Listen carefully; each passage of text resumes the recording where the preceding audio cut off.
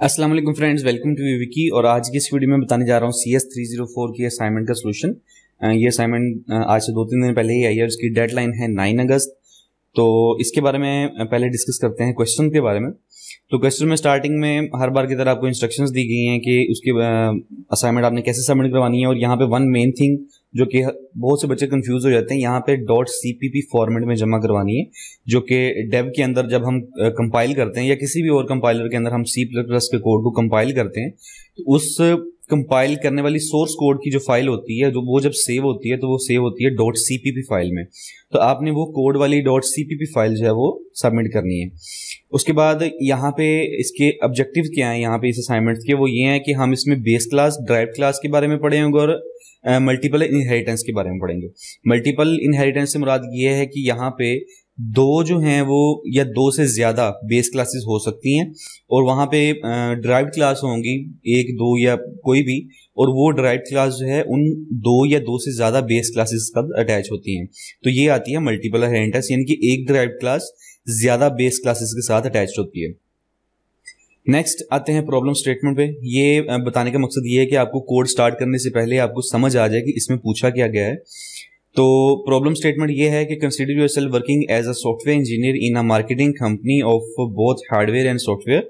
और उसके बाद ये लाइन है जी, the IT manager has given you a task to model a part of this simple advertisement system. In this system there will be 4 classes named. अब यहाँ पे 4 क्लासेस हैं जो कि हमने कोड के अंदर लिखने हैं। क्वेश्चन फाइल को मैं पहले भी जो C++ के रिलेटेड वीडियोस बना चुका हूँ असाइनमेंट सॉल्यूशंस की, उसमें मैं यही कहता हूँ बार बार कि आप क्वेश्चन फाइल को जरा गौर से पढ़ें, अदरवाइज एक छोटी सी मिस्टेक की वजह से आपके मार्क्स जो है वो कट सकते हैं।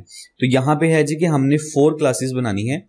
फर्स्ट क्लास है जी आइटम के नेम से, सेकंड है सेल्स के नेम से, थर्ड है जी HW आइटम यानी कि हार्डवेयर आइटम, और SW आइटम यानी कि सॉफ्टवेयर आइटम। तो यहां से अगर आपका दिमाग थोड़ा काम करता हो तो यहाँ पे एक चीज हमें क्लियर हो जानी चाहिए कि जैसे ये हार्डवेयर आइटम है और सॉफ्टवेयर आइटम है, तो ये जो है एक किस्म की सब कैटेगरीज हैं आइटम की। जैसे फॉर एग्जांपल यहाँ मेन में मैं प्रॉब्लम स्टेटमेंट यहाँ पे एक हेडिंग देता हूँ आइटम, और वहां पे उसकी 2 सब हेडिंग्स भी देता हूँ कि hardware item and software item. तो उससे ये क्लियर हो जाता है कि हमारा जो मेन क्लास है वो आइटम क्लास है, यानी कि जो बेस क्लास है वो ये है, और उसके बाद इसके बारे में कुछ नहीं बताया गया तो ऑफ कोर्स ये भी बेस क्लास ही होगी, और ये जो है वो डिराइव्ड क्लासेस होंगी। आगे कुछ में भी बताया गया हो। Steps to follow, create a base class item, वही बात जो मैंने कहा कि आइटम क्लास हमने क्रिएट करनी है एज अ बेस क्लास। उसके बाद है जी then create another base class. Of course sales भी हमने एज अ बेस क्लास ही डिक्लेयर करनी है, और उसके अंदर हमें बाकी इंस्ट्रक्शंस भी दिए गए हैं। That should store title of the item a string and its price as a float. तो हमने उसका टाइटल को एज अ स्ट्रिंग जो है डिक्लेयर करना है, as a string data type, और उसकी प्राइस जो है हमने फ्लोट में करनी है, ताकि हम लिख सकें कि फॉर एग्जांपल इसकी वैल्यू है 70 रुपए और 10 पैसा, तो हम ये भी लिख सकते हैं कि 70.10। उसके बाद देन क्रिएट है जी sales class which should contain an array of 3 float, 3 floats का एरे हो, यानी कि ARR into 3, और उसकी डाटा टाइप फ्लोट में हो, so that it can record the sales in rupees of a particular item for last 3 months। Float data type की एक एरे क्रिएट करनी है हमने, जिसकी जो उसके अंदर स्पेस होगी वैल्यूज को स्टोर करने की वो होगी 3, ताकि वो अपने अंदर पिछले 3 मंथ से, यानी कि आज से पहले 3 महीने गुजरे हैं, उन 3 महीनों के अंदर हमारी कितनी सेल हुई है उसका जो फाइनल रिजल्ट है वो हम उसके अंदर स्टोर कर सकें। उसके बाद है जी कि after that drive 2 classes hardware item and software item. थोड़ा जूम कर देता हूं। Hardware item and software item from both item and sales classes. अब यहाँ पे भी बात देखने वाली है कि हार्डवेयर आइटम और सॉफ्टवेयर आइटम जो है, इसमें चलो हम देखते हैं कि आइटम आ रहा है तो ये ड्राइव क्लासेस बनेंगी आइटम की, लेकिन यहाँ पे आपने गौर करना है कि from both item and sell class के दोनों बेस क्लासेस के साथ इनकी इनहेरिटेंस होनी है। तो इसको हम कहते हैं मल्टीपल इनहेरिटेंस। जैसे जब ये हार्डवेयर आइटम की क्लास आइटम क्लास के साथ और सेल्स क्लास के साथ अटैच होगी तो ये मल्टीपल इनहेरिटेंस हो जाएगी, यानी कि एक ड्राइव क्लास है और उसकी 2 बेस क्लासेस हैं या 2 से ज्यादा बेस क्लासेस हैं। और उसके बाद सेम यही चीज मैं आपको बता चुका हूं, वो यहाँ पे इन्होंने बता दी है। उसके बाद each class should have its own gate data and display data functions. तो हर क्लास का अपना एक गेटर होना चाहिए और हर क्लास का अपना एक आउटपुट शो करने के लिए डिस्प्ले का फंक्शन होना चाहिए। और उसके बाद वो हिराची उन्होंने यहाँ पे डिस्प्ले कर दी है पिक्चरल फॉर्म जो है इनहेरिटेंस की। तो यहाँ पे आप देखें कि आइटम और सेल्स क्लास जो है वो यहाँ पे as a base class use हुई हैं, और उसके बाद HW आइटम और SW आइटम सॉफ्टवेयर हार्डवेयर यहाँ पे आइटम के साथ भी अटैच्ड है, और इसके साथ यहाँ से अगर आप देखें तो इस तरफ से जाके सेल्स के साथ भी अटैच है। सेम इसी तरह SW आइटम यहाँ से डायरेक्टली सेल के साथ भी अटैच है, और यहाँ से ये आइटम के साथ भी अटैच है, यानी कि डायरेक्टली ये दोनों ड्राइव्ड क्लासेस उन दोनों बेस क्लासेस के साथ अटैच हैं रिस्पेक्टिवली। और उसके बाद हमारे पास ये सैंपल आउटपुट है, और हमें इस तरह का आउटपुट जो है वो स्क्रीन पे शो करवाना है।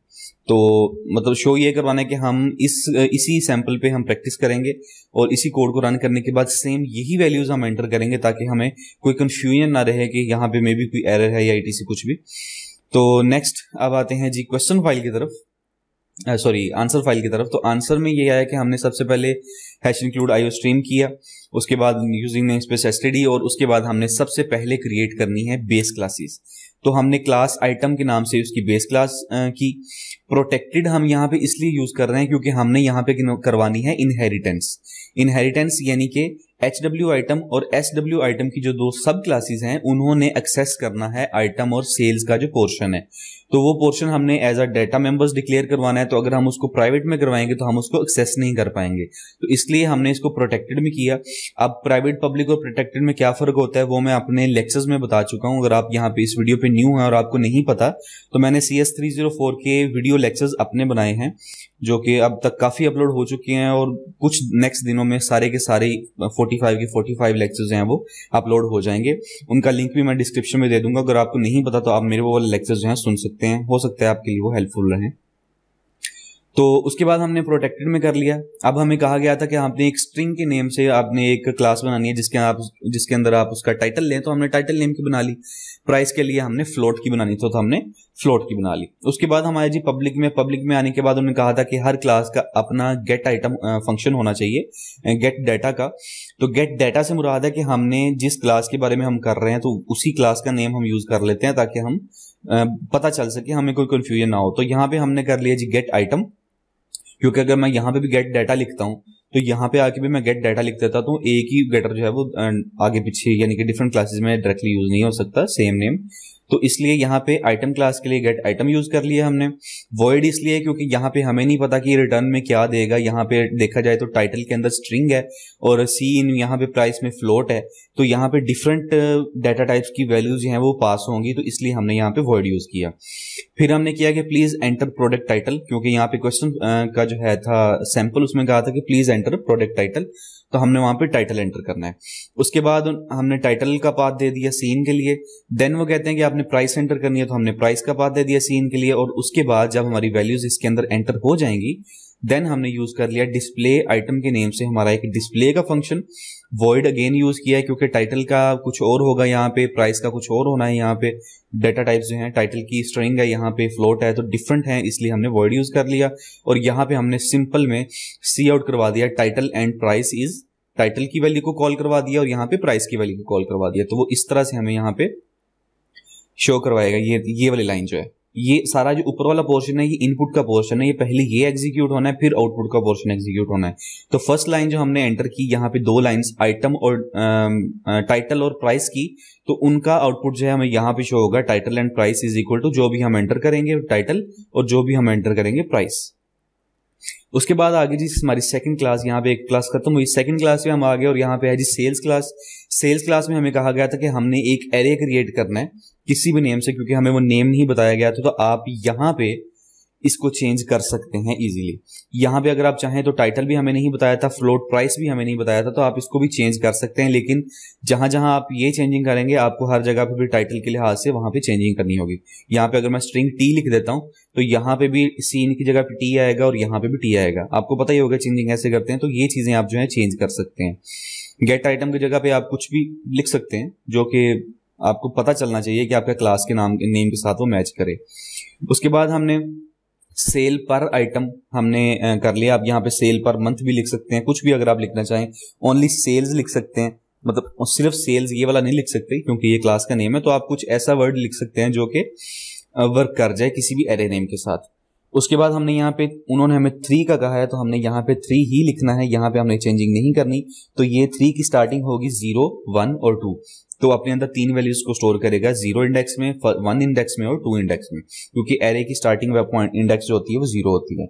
उसके बाद गेट सेल्स का हमने फंक्शन बनाया और उसके अंदर हमने, चूंकि एरे है और एरे को वैल्यूज पास करने के लिए हम लूप यूज करते हैं, तो हमने यहाँ पे यूजर को कहा, जो कि इन्होंने यहाँ पे कहा था ये वाली line, enter sales figure for 3 months, press enter after each entry. तो हमने ये वाली लाइन जो है वो सी आउट के थ्रू हमने यहाँ पे डिस्प्ले करवा दी और उसके बाद डिस्प्ले कराने के बाद हमने लगानी है यहाँ पे लूप का मकसद ये होगा कि वो 0 से लेके यानी कि लेस देन 3 यानी कि 2 तक उसके अंदर 3 वैल्यूज को स्टोर करवाए। क्योंकि हमने यहाँ पे 3 वैल्यूज को स्टोर करना है, ऊपर हमें बताया गया था क्वेश्चन फाइल में, तो यहाँ पे हमने लूप बना दी 3 की। और उसके बाद जब लूप के थ्रू हमारी सेल्स पर आइटम का ये जो एरे है इसके अंदर वैल्यूज जब स्टोर हो जाएंगी तीनों, फिर उसके बाद हम उन वैल्यूज को स्क्रीन पर डिस्प्ले करवा देंगे। एरे से वैल्यूज लेनी हो या एरे में वैल्यूज को शो करवाना हो, उन दोनों का मेथड जो है वो यही होता है कि हम लूप यूज करते हैं इस तरह से कि वैल्यूज को देने के लिए हम लूप यूज करने के बाद सीन यूज करते हैं और वैल्यूज को लेने के लिए लूप यूज करने के बाद हम सी आउट यूज करते हैं। और उसके बाद आपको सारा प्रोसेस पता ही होगा। अब नेक्स्ट बात आती है जी हमारी थर्ड क्लास की, जो कि एक सब क्लास है यानी कि डिराइव्ड क्लास है हार्डवेयर आइटम के नेम से, यानी कि आप इसको HW आइटम भी लिख सकते हैं, यहाँ पे आप चेंजिंग कर सकते हैं HW आइटम। बेटर है कि आप कर लें क्योंकि उन्होंने वहां पे HW आइटम ही लिखा था। चलें आप कर लीजिएगा। नेक्स्ट है जी कि अब ये कौन सी क्लासेस के साथ डिराइव हो रही हैं, कौन सी बेस क्लास को एक्सेस कर रही हैं। तो हमने वो कॉलन के बाद आइटम क्लास, आइटम का नेम लिख दिया, कॉमा के बाद हमने हमारी सेल्स क्लास जो थी उसका नेम लिख दिया। इट मीन्स कि ये उसके साथ इनहेरिटेंस हो रही हैं और ये उसके साथ जो है वो उनकी बेस क्लास है और ये जो है ये डिराइव्ड क्लास है। फिर प्राइवेट में आए, इन्होंने यहाँ पे सारी डिस्क्रिप्शन तो दी हुई है कि हमने उसके अंदर क्या क्या शो करवाना है। अगर आपको वहां ना पता चले तो ये सैंपल आउटपुट में पता चल जाएगा।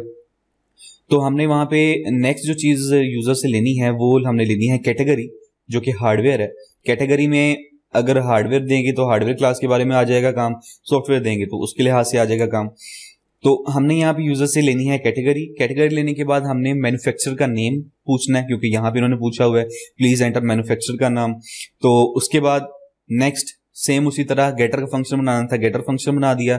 सीन आउट के थ्रू हमने अपनी वैल्यूज को शो करवाया जो उन्होंने यहाँ पे कहा हुआ था। यहाँ पे हियर ये रही कैटेगरीज एंड मैन्युफैक्चर इज ये और ये वो सारा, तो वो हमने वहां पे वैल्यूज को शो करवा दिया और सीन के थ्रू हमने यूजर से वैल्यूज ले ली। जब यहाँ पे हमने वैल्यूज ले ली फिर उसी तरह डिस्प्ले का फंक्शन बनाया और हमने वैल्यूज को स्क्रीन पे शो करवा दिया। अब सेम यही मेथड है क्लास सॉफ्टवेयर के लिए, सॉफ्ट आइटम के लिए, और उसके अंदर भी ये दोनों जो क्लासेस हैं हमारी बेस क्लासेस ये उसके साथ इनहेरिट हो रही हैं। और उसके बाद उसकी यानी कि स्ट्रिंग में उसकी हमने कैटेगरी की और स्ट्रिंग में हमने ऑपरेटिंग सिस्टम किया और उसके बाद यहाँ पे जो है हमने वो वैल्यूज यहाँ पे स्क्रीन पे शो करवा दी। और उसके बाद यहाँ पे मेन में आए और मेन में आने के बाद हमने यहाँ पे इन अपना वो सारा फंक्शन का मेथड करना है। अब यहाँ तक जो है हमारा प्रोग्राम तो डिफाइन हो चुका है। डिफाइन होने के बाद उसने क्या क्या करना है, क्या यूजर से लेना है और क्या स्क्रीन पे शो करवाना है वो तो बता देगा, लेकिन वो कैसे कैसे करवाना है तो ये चीजें हम अभी यहाँ पे करेंगे। सॉफ्ट आइटम के नेम से हमने अपनी जो थी हमारी क्लास उसको यहाँ पे लिखा, उसको एक ऑब्जेक्ट नेम दे दिया। इसी तरह हार्डवेयर के नाम से लिया तो उसको हमने एक ऑब्जेक्ट नेम दे दिया। HW1 में हमने कर दिया गेट हार्ड आइटम। HW1 में हमने डॉट ऑपरेटर के थ्रू हमने कॉल करवा लिया डिस्प्ले हार्ड आइटम। उसमें क्या होगा कि जब गेट हार्ड आइटम आएगा तो ये वाला फंक्शन जो है, अब चूंकि हर प्रोसेस जो है वो मेन के थ्रू पास होता है, ये चीज आपको पता होगी, तो इसलिए हमने ये वाले प्रोसेस मेन में करवाना लाजमी थे। सबसे पहले जब हमारा प्रोग्राम रन होगा तो मेन एग्जीक्यूट होगा, एग्जीक्यूट होने के बाद सॉफ्ट हार्ड आइटम और सॉफ्ट हार्ड आइटम जो है HWD1 की नेम से इन दो ऑब्जेक्ट्स को जो है वो डिफाइन कर लेगा, डिक्लेयर कर लेगा। उसके बाद जब ये डॉट ऑपरेटर करके हम कॉल करवाएंगे अपने इन फंक्शंस को, तो जहां पे ये फंक्शंस पड़े हुए हैं हमारा प्रोग्राम वहां पे जाएगा और वहां पे जाने के बाद उस फंक्शन के आगे इतना जो प्रोसेस हो रहा है उस सारे के सारे प्रोसेस को रीड आउट कर लेगा। देन वो नेक्स्ट लाइन पे आएगा डिस्प्ले फंक्शन पे, तो ये रहा हमारा डिस्प्ले फंक्शन, तो वो इसको डिक्लेयर कर देगा, डिस्प्ले कर देगा, एग्जीक्यूट कर देगा। इसी तरह सॉफ्ट 1 और सॉफ्ट 1 के जो फंक्शंस हैं यहाँ पे, तो पहले जब वो एग्जीक्यूट होगा तो इस पे एग्जीक्यूशन लेगा अपनी और उसके बाद अपनी इसको एग्जीक्यूट कर देगा और फाइनली हमारा एट द एंड प्रोग्राम जो है वो कंप्लीट हो जाएगा। अब हम ऐसे करते हैं, दोनों को बराबर पे रख के कंपेयर करवा के हम अपना आउटपुट फाइंड करते हैं कि क्या हमारा आउटपुट रिक्वायर्ड क्वेश्चन के लिहाज से सही आता है या नहीं। इन्होंने यहाँ पे एक और चीज क्रिएट की है कि हमें वो 2 बार पूछता है, तो वो चीज भी यहाँ पे मैं आपको करके दिखाता हूँ। प्रोग्राम को रन किया, कंपाइल मैंने किया हुआ, दोबारा कर देता हूँ। कंपाइल किया तो यहाँ पे कोई एरर नहीं आया। अब इसको करते हैं रन। ये प्रॉम्प्ट एक बार चेक कर चला जाए तो हमारा प्रोग्राम रन हो जाएगा। ये हो गया हमारा प्रोग्राम रन, और रन करने के बाद हमारा जो फर्स्ट है उन्होंने यहाँ पे लिखा हुआ है CD रोम। छोटे बड़े आप कुछ भी लिख सकते हैं, वो कोई प्रॉब्लम नहीं है, बड़े ही लिख लेते हैं। चलें CD-ROM। नेक्स्ट किया। अब वो प्राइस हमारे से पूछ रहा है, तो प्राइस यहाँ पे है उन्होंने दी हुई है 1000 दे दी। उसके बाद ये कैटेगरी पूछ रहा है, तो कैटेगरी में यहाँ पे इन्होंने दी हुई है हार्डवेयर, क्योंकि फर्स्ट कैटेगरी हमने हार्डवेयर में शो करवानी है, उसके बाद हमने दूसरी जो है सॉफ्टवेयर में शो करवानी है, ताकि हमारी दोनों क्लासेस जो है वो प्रॉपरली एग्जीक्यूट हों। ठीक है जी। हार्डवेयर के बाद वो मैन्युफैक्चरर का नाम पूछ रहा है, तो यहाँ पे लिख दिया उन्होंने, IBM लिखा है तो IBM लिख देते हैं। उसके बाद उन्होंने ये लाइन एग्जीक्यूट कर दी। यहाँ पे अगर आप देखें तो इस लाइन के बाद एक स्पेस दी हुई है उन्होंने, जो कि मैंने यहाँ पे नहीं दी, आप स्पेस दे सकते हैं। 700, 900 और 600, तो और उसके बाद ये देखें प्रॉपरली हमारा वो जो पोर्शन था एग्जीक्यूट हो गया कि title and price is CD रोम आ गया। उसके बाद उसकी प्राइस भी 1000 आ गई।